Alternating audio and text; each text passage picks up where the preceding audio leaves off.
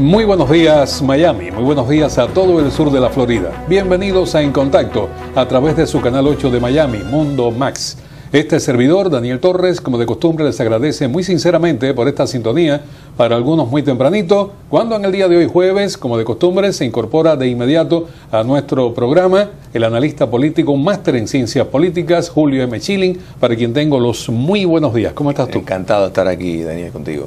Bueno, yo no estoy tan encantado, tú sabes, no por tu presencia, por supuesto, perdóname, sino por lo que está aconteciendo justamente con la visita del Papa, no solamente a Cuba, también a Estados Unidos. En el día de ayer acaba de entrevistarse, bueno, fue recibido, le dieron una ceremonia de bienvenida, la Casa Blanca al Papa, una ceremonia realmente fastuosa, pero después el Papa se entrevista a puerta cerrada con el presidente norteamericano Barack Obama. A mí me da la impresión que esta entrevista a puertas cerradas, donde solamente participó un traductor, o sea, el Papa, Obama y un traductor, eran las únicas personas que estaban allí.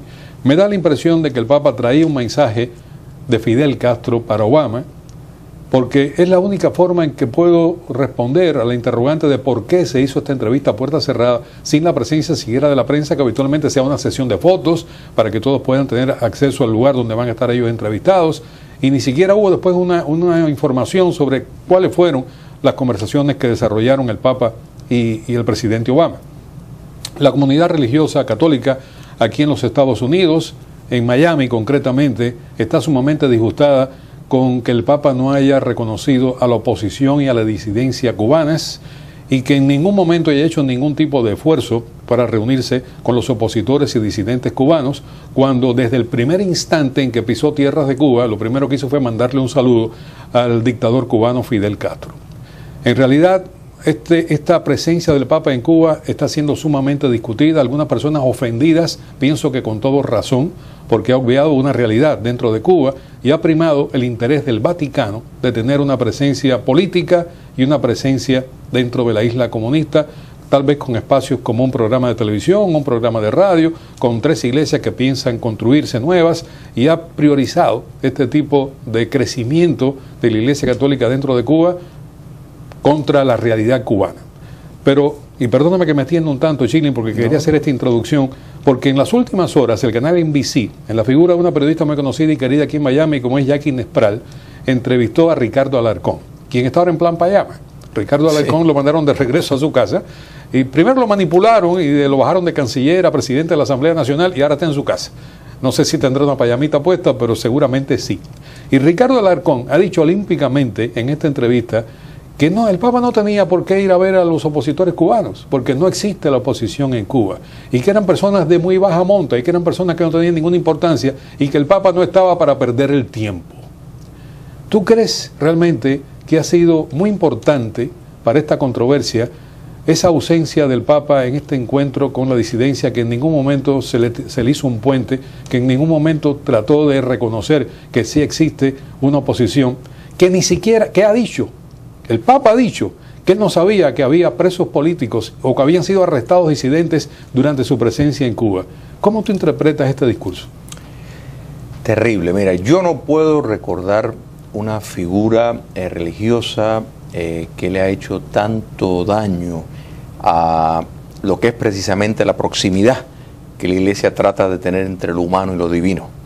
Este Papa ha explotado una bomba dividiendo en lo que es la práctica con lo que ha realizado en Cuba, porque va diametralmente en contra de las enseñanzas de Jesús y del ejercicio del camino pastoral de Jesús, porque Jesús abogó por los perseguidos, con los brazos extendidos para todos, y este Papa le ha virado la espalda a los perseguidos.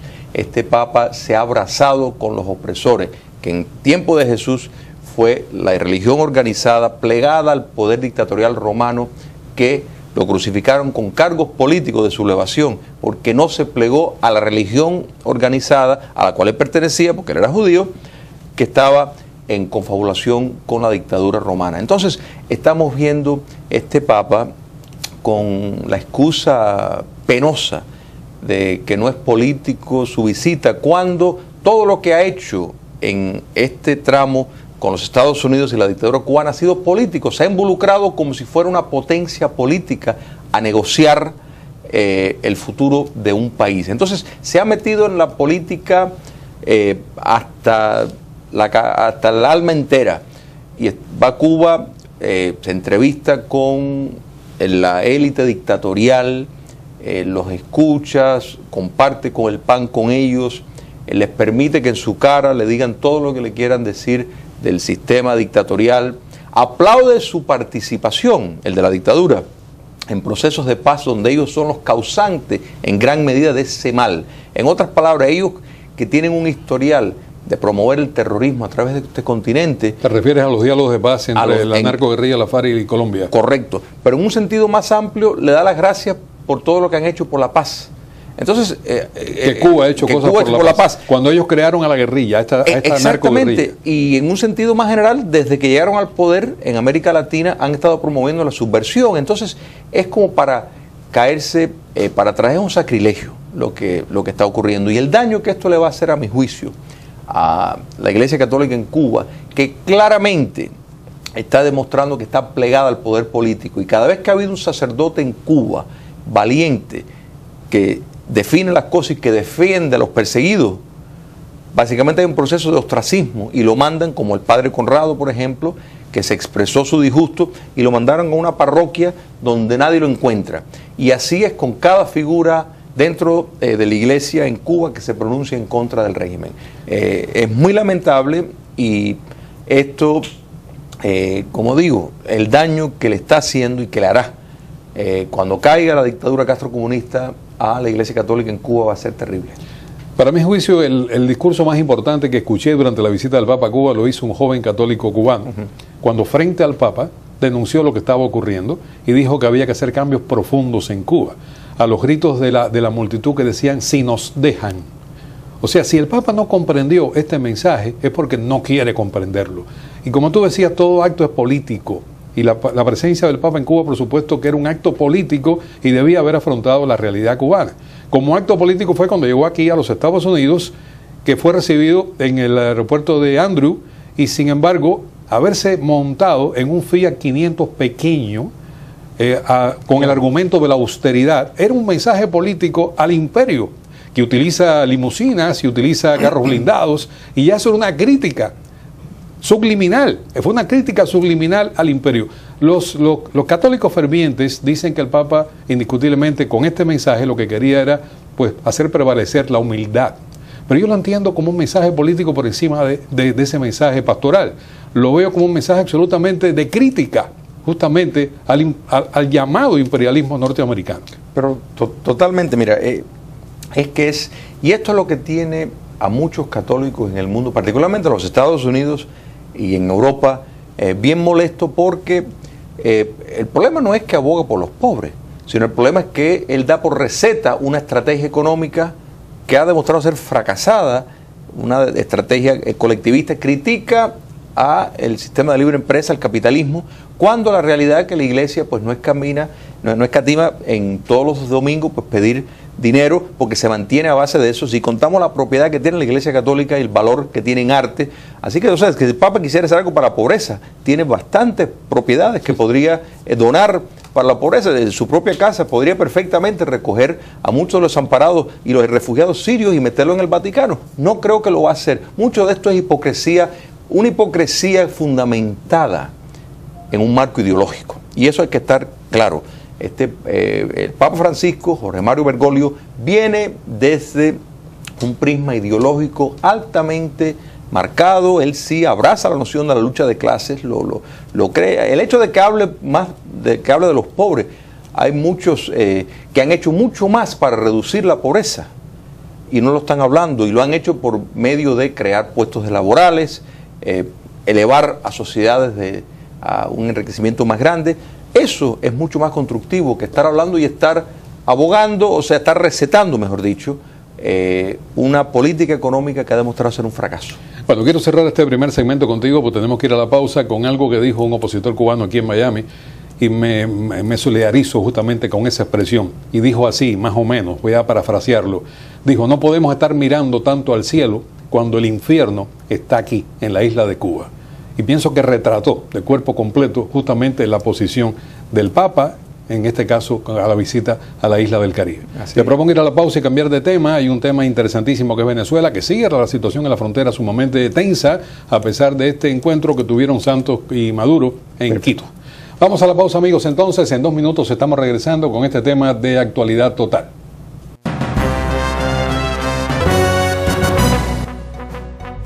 Muchísimas gracias, amigos, por mantener la sintonía con nosotros. Cuando fuimos a la pausa había dicho que quería cambiar de tema, referirme a la situación de la tensa realidad que se está viviendo en la frontera entre Venezuela y Colombia, a pesar de la reunión que sostuvieran el presidente de Colombia, Juan Manuel Santos, con el presunto presidente venezolano, Nicolás Maduro, auspiciado por Ecuador. Allí estaba también el señor Correa, Rafael Correa. Y me llama la atención, Chilin, de una sentencia que dijo Maduro después, que dijo Santos en una conferencia de prensa, cuando dijo que ellos habían iniciado su conversación con un memorial de agravios de un lado y del otro. Y yo pienso que de ahí no pasó la situación, porque la situación, como diría Panchito Ricete en su famosa canción, el cuartico está igualito. Así es, así es. El presidente Juan Manuel Santos sigue jugando un papel muy triste y lamentable.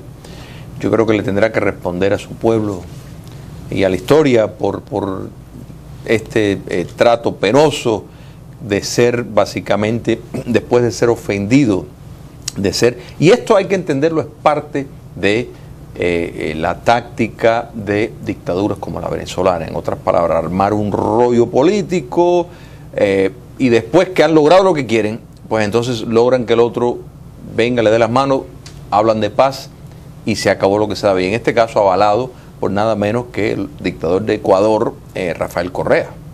Bueno, en realidad esta reunión tuvo... Y el de Uruguay también. Estuvo presente efectivamente también. Bueno, el presidente de Uruguay sí estuvo presente en la reunión porque era auspiciado por el CELAP, esta reunión, y también por UNASUR. Pero lo que se sacó en la práctica fue solamente restablecer la presencia de embajadores en ambos países que habían sido retirados, habían sido llamados a consulta. Pero la frontera, hasta las últimas horas, seguía cerrada. Y el señor Maduro incluso ha decretado estado de emergencia en una zona que tiene que ver con una parte justamente de esa frontera. O sea que escaló justamente este conflicto. Dicen ellos que a largo plazo o a corto plazo van a ir resolviendo paulatinamente los problemas, pero la situación sigue. Claro. Y fíjate quién gana. El que tenía la imagen más dañada era Maduro.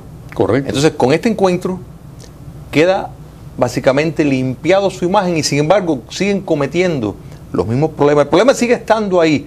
Eso es el factor de legitimidad que el presidente Santos le ha prestado a este proceso vergonzoso, porque el problema sigue estando en el mismo lugar. Por ese motivo, en el día de ayer se reunieron los expresidentes de Colombia, Gaviria, Pastrana, y también lo hizo Uribe, el presidente Uribe. Por cierto, no se confirmó, no tengo información de si se confirmó la presencia del expresidente de Bolivia, Quiroga, que también estaba dispuesto a participar en esta reunión, porque este triunvirato de expresidentes colombianos lo que quiere es denunciar a Nicolás Maduro ante diferentes instituciones internacionales de haber creado un conflicto totalmente falso y que pudiera llevar al país a un encuentro militar incluso. Correcto. Esta reunión es muy importante porque además está criticando la actitud que ha asumido el presidente actual de Colombia, Juan Manuel Santos, que algunos, sobre todo Uribe, también Gaviria no escapa a este tipo de comentarios, y Pastrana, de que ha sido pobre realmente la participación o la respuesta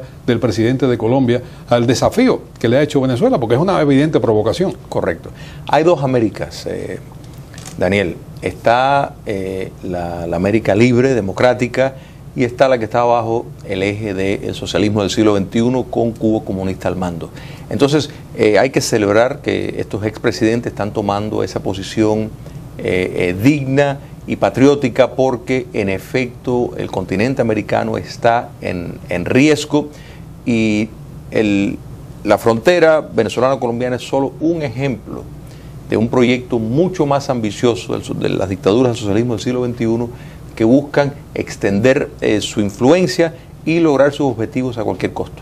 Y se evidencia, a mi juicio, Chilin, la necesidad de Nicolás Maduro de, por cualquier argumento, suspender las elecciones legislativas de diciembre 6, porque tiene perdidas estas elecciones de acuerdo con todas las encuestas. Y fíjate que el conflicto lo que hace es que se dilata, no se resuelve, porque sigue latente justamente este argumento de Maduro. Claro. Si ha llevado a un nivel de emergencia a cierta zona de la frontera, es probable que declare al país en estado de emergencia ante la provocación, entre comillas, la expresión de Colombia, y por lo tanto se suspenden las elecciones. Correcto. Y aquí no ha pasado absolutamente nada. Eso ha sido una estrategia de dictadores bien usada, lo vimos en Europa fascista, o sea, es siempre apelar a la emergencia, al caos y decir que tienen que centralizar los poderes para evitar la caída del sistema, porque en efecto eso es lo que buscan, la permanencia en el poder. Te agradezco mucho, Chilin, tu participación en este jueves de hoy. Te deseo que pases un buen fin de semana y te esperamos el jueves próximo. Que así sea. Vamos a continuar, amigos, nuestro magazine informativo. Vamos a una pausa comercial y después nuestros primeros servicios profesionales en su programa, que usted lo conoce, se llama En Contacto.